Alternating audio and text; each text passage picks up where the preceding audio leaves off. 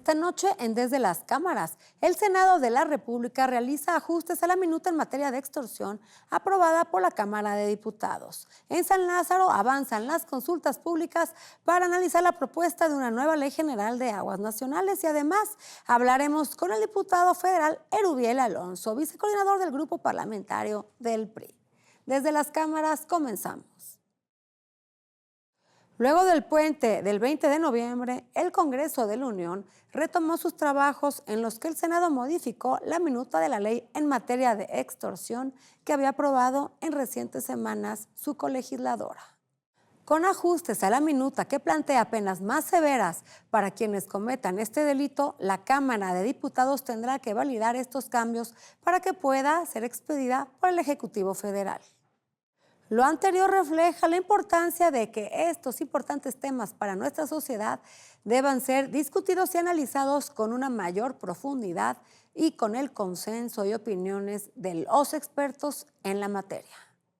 Tal es el caso de la iniciativa que en materia de expedición de tarjetas de crédito y débito aprobada en Fast Track la semana pasada por la Cámara de Diputados ha generado opiniones encontradas por parte de especialistas. De ahí la importancia de que el Poder Legislativo siga impulsando la realización de un verdadero Parlamento abierto para la discusión de estos y otros temas, como lo es el diseño de una nueva ley general en materia de aguas, que hoy en día está sujeta a una serie de consultas públicas con los sectores involucrados en este relevante tema. Desde esta tribuna mantendremos bajo la lupa todo este proceso legislativo. Esta semana en el Congreso Federal, el Senado de la República modificó la minuta que busca expedir la ley en materia de extorsión aprobada por su colegisladora y también avanzaron las consultas públicas que permitirán enriquecer la propuesta para crear una nueva Ley General de Agua. Estos son los detalles de este trabajo legislativo. El Pleno del Senado de la República aprobó por unanimidad la reforma presidencial para tipificar a nivel nacional el delito de extorsión y elevar sus penas, que en los casos más graves alcanzará hasta 42 años de prisión. Los presidentes de las comisiones dictaminadoras argumentaron. Abrimos un espacio de estudio, de diálogo y discusión en el que revisamos diversas preocupaciones de las y los senadores integrantes de ambas comisiones y construimos un espacio de interlocución con las autoridades responsables de su aplicación en el ámbito federal, que sirvió para aclarar dudas, alcances y mejorar varias disposiciones, corregir otras y eliminar redacciones confusas o inconvenientes. De ese proceso resultaron alrededor de 20 cambios a 15 artículos y la adición de un nuevo artículo transitorio. Su propósito: diseñar y aplicar una política de Estado en contra de un delito que afecta, como pocos, la seguridad de la sociedad mexicana. Por primera vez, se establece un tipo penal homologado para todo el país. La reforma también sanciona conductas vinculadas a servidores públicos y contempla la creación de unidades especializadas. Es hoy por hoy el tercer delito que más está afectando a las familias mexicanas. Y todo el mundo hemos conocido vecinos, familiares, personas cercanas que nos han compartido las lamentables experiencias de haber sido víctimas de extorsión. La cifra negra es del 97%. Es un delito que no se denuncia por temor a las represalias, que no se denuncia porque no se tiene confianza en las autoridades. Celebramos el que las comisiones dictaminadoras tengan la sensibilidad y la apertura para escuchar estas demandas e incrementar las penas tal como se está proponiendo. El dictamen fue aprobado por unanimidad con 110 votos a favor y turnado a la Cámara de Diputados para su ratificación. En otros hechos legislativos, avanzan en la Cámara de Diputados las audiencias públicas que analizan la Ley General de Aguas Nacionales. La Comisión de Recursos Hidráulicos, Agua Potable y Saneamiento inició dichas audiencias que se llevarán a cabo durante esta semana. donde se han registrado más de 430 organizaciones, investigadores y universidades, entre otros. Acudieron también a este ejercicio legislativo funcionarios de la Comisión Nacional del Agua, desde las cámaras, Claudia Ivette García. Vamos con la entrevista que nos preparó nuestro compañero Víctor Sánchez Baños. Estamos a unos días de que concluya el periodo ordinario de sesiones del Congreso de la Unión, pero ¿se cumplieron realmente las expectativas que teníamos los mexicanos sobre lo que necesitamos realmente en materia de seguridad, de economía, en fin, de todas nuestras necesidades como mexicanos? De eso vamos a platicar con el diputado Federico Doring del Partido Acción Nacional. A ver, nosotros tenemos de aquí al 15 de diciembre la prioridad de que no te quite impuestos el gobierno de tu aguinaldo. No se quiso incluir la discusión en el paquete económico, pero la iniciativa todavía está turnada en la Comisión de Hacienda y el PAN ha decidido que esa es una prioridad.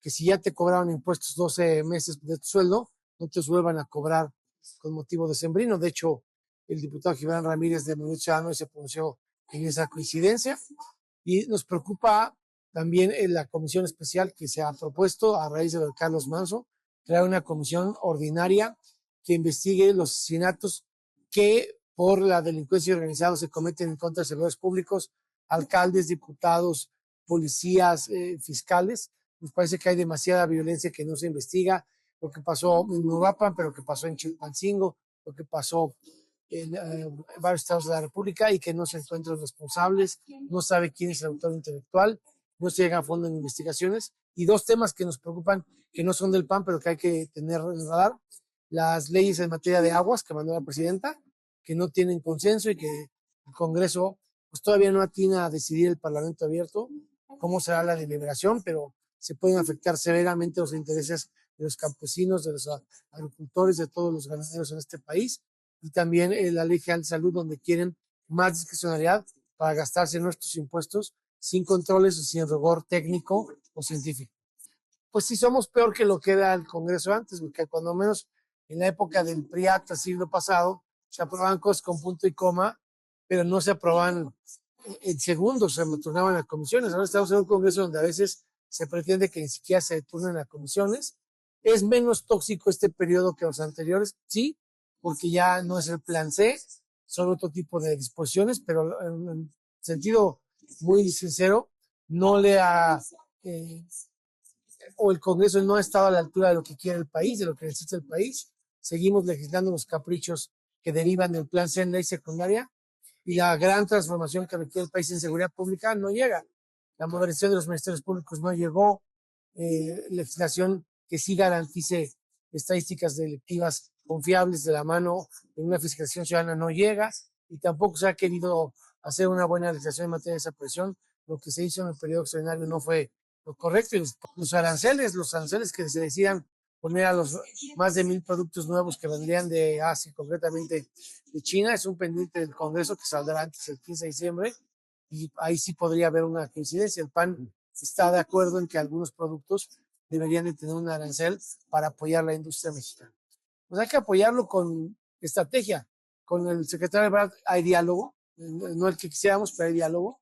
El PAN ha propuesto, desde que estaba la amenaza de los aranceles a la industria automotriz, una ley que fomente la industria automotriz, como la que se creó para la industria vitivinícola, que le dé herramientas al gobierno, una política con certidumbre de largo plazo para esas inversiones. La quisiéramos retomar y que sea parte del tratado. Y también el tratado queremos que haya un capítulo encargado de aduanas y de seguridad pública. Aduanas para combatir el huachicol fiscal y para la seguridad, para evitar la introducción de armas como las que ha combatido este gobierno y las que intentó combatir también en su momento el gobierno de Felipe Calderón. Desafortunadamente lo hicieron con este operativo rápido y furioso, que no fue la mejor estrategia, pero es un tema que se podría ver ahí. Y nosotros creemos que el Congreso podría hacer legislación que, con independencia del tratado, apoye la comercialización de nuestros productos y les dé una ventaja competitiva. Lo peor que podemos hacer es no hacer nada y nada más ver cómo Trump le impone sus caprichos al gobierno de México. Si no hacemos un esfuerzo propio, nada más vamos a estar de espectadores de lo que lleve a la mesa Trump, y no se trata nada más de defendernos, se trata también de ver en qué temas podemos dar un paso adelante. Si bien es cierto que se cumplieron con algunas leyes que eran necesarias para el país, es muy claro que se necesita fortalecer la seguridad, la economía y también la vida social de los mexicanos. Hay muchísimas fallas de parte del Poder Legislativo, pero sí es importante que nosotros estemos siempre pendientes de lo que hacen nuestros legisladores en materia de seguridad, reitero, economía y la convivencia de todos los mexicanos. La eventual revisión del acuerdo comercial con Estados Unidos y Canadá tendrá importantes repercusiones en materia económica para nuestro país. Pero ¿cuáles son las perspectivas que se observan en este sentido? Nuestra experta en temas económico-legislativos, Alicia Salgado, nos explica los detalles. Hola Adriana, ¿cómo estás? Qué gusto de saludarte. El año 2026 será un año de revisión del Tratado de México, Estados Unidos y Canadá, pero normalmente en este tipo de años hay desaceleración económica en México. La primera ocasión que ocurrió fue en 1993, cuando llega Clinton al poder y toma la decisión el demócrata de revisar el Tratado de Libre Comercio que se había negociado durante la administración republicana de George Bush padre. Y finalmente pues eso provocó un cambio sustancial en la perspectiva de inversionistas, también de agentes económicos en México, y se produjo una gran crisis económica que derivó en la crisis financiera de 1994. Sí lo han de recordar. La negociación del TEMEC se había alcanzado finalmente en noviembre del 93 y para diciembre teníamos los efectos de esa desaceleración que les digo que condujo hasta la crisis de diciembre a mediados de ese mes. 94 prácticamente fue un año de crisis y entre política, electoral y demás. En México no hay elecciones intermedias sino hasta el 2027. Sin embargo, es el segundo año de la administración de la presidenta Sheinbaum y se considera un poco probable que tenga la economía crecimiento económico a un nivel adecuado como para llegar al año electoral de 2027 con los bolsillos restablecidos, digamos. Este año se cerrará en torno al 0.6% de crecimiento del Producto Interno Bruto. La economía ha estado débil y también se ha debilitado el consumo a pesar del incremento en el salario mínimo y las razones que ha caído en la masa salarial, así se le llama, que es la contratación formal y el recibo, cuántos trabajadores activos son los que están recibiendo el salario. Este es un tema, hay una precariedad importante ahí. Finalmente, este tema se debe llevar a la Cámara de Senadores en su momento, que a diferencia de la Cámara de Representantes y del Senado de los Estados Unidos o inclusive del Parlamento canadiense, tiene relativamente poca participación en la negociación del tratado. Generalmente las decisiones se toman en el Ejecutivo y ahora con la mayoría de Morena en esa Cámara es prácticamente un aval. No ha habido una sola ocasión desde 1992 que se cerró la primera versión del TLC, que del Tratado de Libre Comercio, ni tampoco en el 93 a finales, cuando finalmente se cierra en la administración Clinton el acuerdo que entra en vigor, o en la primera negociación del presidente Donald Trump, que fue en el 2014-2015, y la última, que fue en el 2018, no ha habido un solo año en el que la economía mexicana haya salido boyante o haya estado creciendo durante el lapso de revisión o negociación del Tratado de Libre Comercio, porque evidentemente afecta expectativas económicas y genera una elevada incertidumbre sobre la perspectiva de la economía mexicana. Esperemos que no sea el caso, pero al final de cuentas se estima que 2026 será un año de atonía económica con un crecimiento hoy optimista de 1.3%, el que se proyecta, pero pues en los últimos 2 años ha estado muy por debajo de la estimación oficial y de los pronósticos optimistas. Yo pongo este tema bajo la lupa desde las cámaras. Vamos a un corte comercial y no se vaya porque a nuestro regreso tendremos la presencia del diputado federal por el estado de Tabasco, Erubiel Alonso. Este gobierno, todo aquel que piensa diferente, lo persigue. Persigue jóvenes, persigue a las mujeres, persigue a los ejidatarios, persigue a los empresarios. Este gobierno persigue todo aquel que se dedica a hacer el bien por México. Y a los que son los verdaderos delincuentes, como tú, paisano. Bueno, ahí está mi paisano Adán Augusto, líder de la barredora. En lo absoluto, gozan de total impunidad.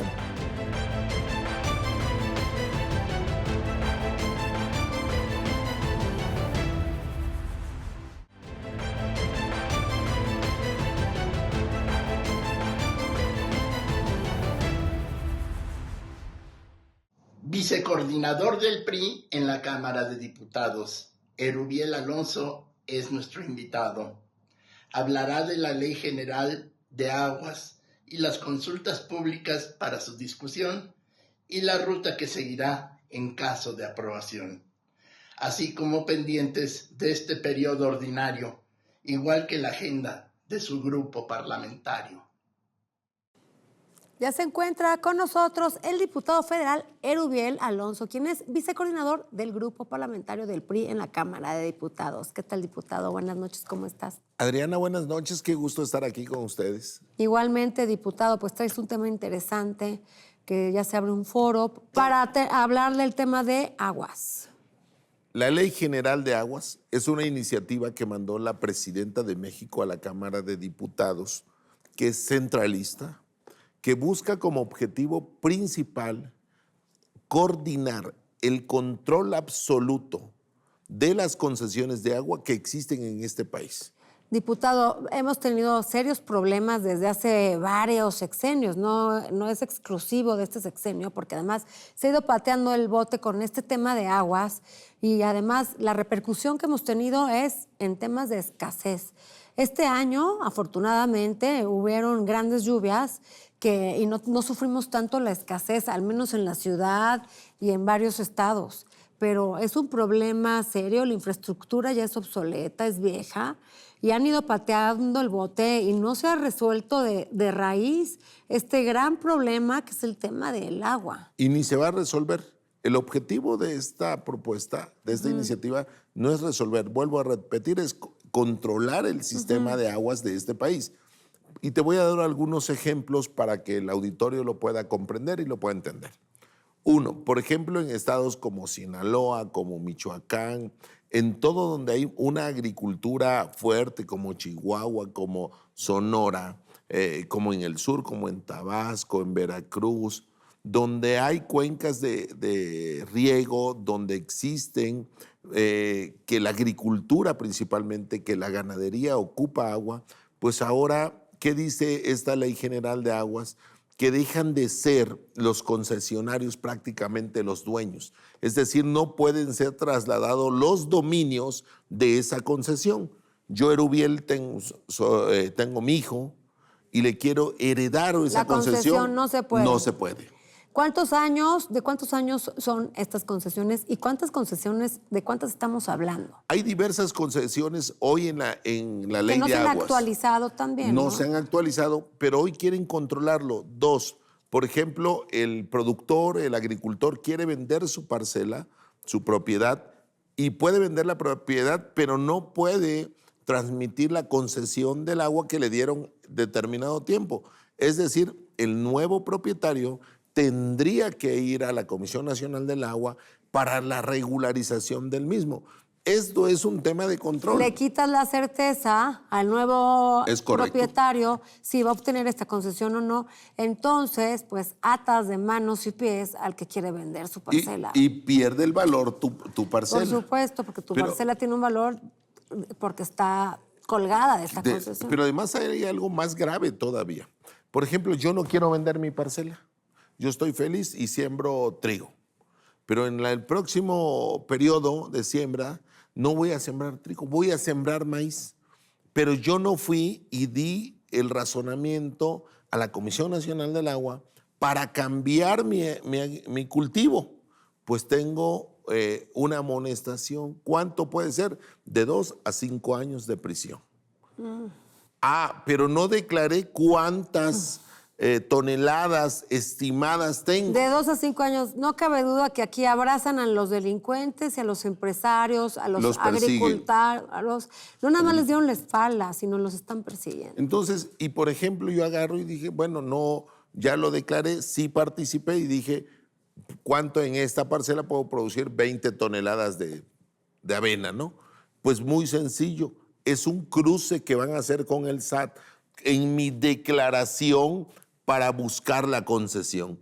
Es decir, esta iniciativa, lo vuelvo a decir, es centralista, es recaudatoria, porque anda buscando cómo puede el gobierno recaudar más, porque el gobierno está quebrado. Y el gobierno está quebrado por las malas decisiones del gobierno. ¿Cómo no va a estar quebrado con todas estas obras de infraestructura faraónicas que no funcionan, que le cuestan al erario? ¿Cuánto le cuesta al erario el aeropuerto, el AIFA, que siempre está vacío y sin vuelo? Le cuesta 1,200 millones de pesos. Es como si tú abres un restaurante, lo que quieres es que esté lleno. Claro. Que tenga servicio. El Tren Maya nos cuesta alrededor de 9,000 millones de pesos. La refinería que no refina. Alrededor de 14,000 millones de pesos. Y lo quiero dejar de manifiesto. Estos proyectos de los cuales estamos hablando costaron 4 veces más de la primera estimación de la planeación. Es decir, lo que costaba 8,000 millones de dólares se fue a 32,000 millones de dólares. Lo que costaba 16,000 millones de dólares se fue a 64,000 millones de dólares. Pero además ese no es nada más el tema. El grado de corrupción, el mal manejo que tuvieron desde el minuto 1, desde los proyectos, desde las asignaciones directas, fue un gran caos. Porque aparte de mentirosos, cínicos, corruptos, también han traicionado al pueblo. Son más corruptos y es que además, que cualquier otro partido. Es muy fácil emprender negocios con el dinero ajeno. Y si no funciona, pues no es tu dinero, no importa. Entonces le sacas más a tus clientes cautivos, al erario público. En cambio, un empresario en este país, pues si no funciona su negocio, tiene que cerrarlo y tiene pérdidas personales y tiene que liquidar empleados y son gastos y costos y egresos a su patrimonio. En cambio, aquí lo que no se está dando cuenta la gente es que estos son gastos, egresos al patrimonio de todos los mexicanos porque estamos endeudados ahora. Pero además te quiero comentar algo y lo voy a comentar aquí, mi querida Adriana. Es un tema que poco ha tenido visibilidad. Durante la construcción del Tren Maya, habían propiedades que expropió el gobierno. Y cuando no quería el propietario, el ejidatario, ceder inmediatamente, ahí empezaron a meter los primeros presos políticos de Quintana. Los dueños de los territorios, de los terrenos ejidatarios. En Quintana Roo. Que eran líderes de su comunidad, grandes. Es correcto. Y hoy hay muchos ejidatarios de Quintana Roo que están en los reclusorios porque no cedieron al gobierno. Al gobierno se le hizo muy fácil meterlos a la cárcel. Por eso he dicho siempre, este régimen persiguen a los inocentes y abrazan a los delincuentes. Además, lo más triste, Rubiel, es que estos ejidatarios que están presos, sobre todo en el estado de Quintana Roo, sus terrenos ahora son propietarios las grandes hoteleras que son internacionales, que ni siquiera sus ingresos, sus ganancias se quedan en el territorio nacional, se salen. Veamos la crisis que tiene, por ejemplo, Tulum, que ha perdido todo poder adquisitivo, que los negocios se están cerrando, que no llega el turismo. Los grandes hoteles, los grandes restaurantes, toda la infraestructura está quebrada porque no está llegando el turismo por la inseguridad. Y además porque a los ejidatarios, a la base maya de ahí los metieron al bote. Lo mismo que pasó ahora el sábado con los jóvenes que se manifestaron. Estamos hablando de un gobierno represor en todos los sentidos. En todos los sentidos, y tienen presos políticos. Este gobierno, todo aquel que piensa diferente, lo persigue. Persigue jóvenes, persigue a las mujeres, persigue a los ejidatarios, persigue a los empresarios. Este gobierno persigue todo aquel que se dedica a hacer el bien por México. Y a los que son los verdaderos delincuentes, como tú, paisano. Bueno, ahí está mi paisano Adán Augusto, líder de la barredora. En lo absoluto, gozan de total impunidad. ahí está el gobernador de Sinaloa, ahí está el gobernador de Michoacán, ahí está el alcalde, acaba de salir antier, donde un alcalde de Baja California, de Ensenada, ya lo tuvieron que citar a la fiscalía porque está vinculado, porque está señalado, pero estos funcionarios, estos narcofuncionarios, pues tienen el manto protector. Así es, qué triste, Erubiel, que estemos en esta situación. Los mexicanos no merecemos, deberemos de ser a estas alturas México una potencia porque tenemos todos los recursos naturales, toda la geolocalización para poder ser una potencia y en cambio somos No, somos una tragedia, somos un narcoestado, somos dictadura. Una dictadura. Pues, Erubiel, muchas gracias por estar aquí con nosotros. Yo te agradezco mucho y quiero hacer una última reflexión al auditorio, si me lo permites. Es importante revisar lo que viene durante los próximos meses.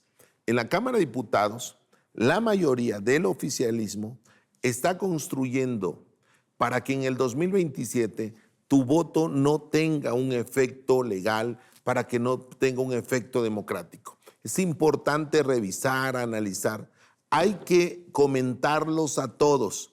Este gobierno está construyendo una narcodictadura. Gracias por estar con nosotros. Gracias por el espacio. Se nos acabó el tiempo, pero no dejen de vernos próximo jueves en el único programa de la televisión que pone bajo la lupa el quehacer legislativo. Buenas noches.